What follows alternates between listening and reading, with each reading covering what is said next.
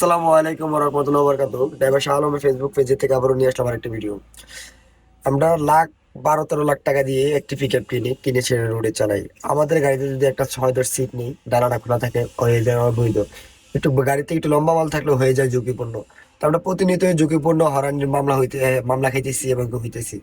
তাহলে auto CNG কিভাবে সব মালামাল নিয়ে যায়? তারা তো যাত্রীবাহী গাড়ি, তাহলে তারা মেইন রোডে কিভাবে যায়?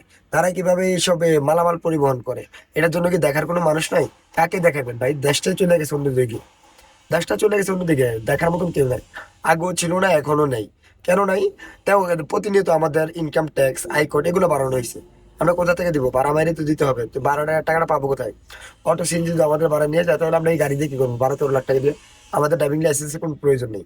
গাড়ি চালানোর আয়কর দেওয়ার কোনো প্রয়োজন নেই, কাগজপত্র ডেট ফিল্টার রাখা যায় ভালো। সরকার যদি এইসব পদক্ষেপ না নেয়, অবৈধ গাড়িগুলো এভাবে মালামাল পরিবহন করে যেগুলা, এগুলা বন্ধ না করলে আমরা পারতেছি না আর। কিভাবে পারবো? সম্ভব কিভাবে? সামান্য একটু বাড়তি মাল নিলে আমরা আমাদেরও হয়ে যায় ঝুঁকিপূর্ণ। প্রতিনিয়তই আমরা মামলা খাচ্ছি, মামলা দিতেছে সার্জন পুলিশ, হয়রানি করতেছে। তাহলে এইসব কিভাবে চলে? অবশ্যই সার্জন পুলিশকে টাকা দিয়ে মেন রোডে চলে এগুলা।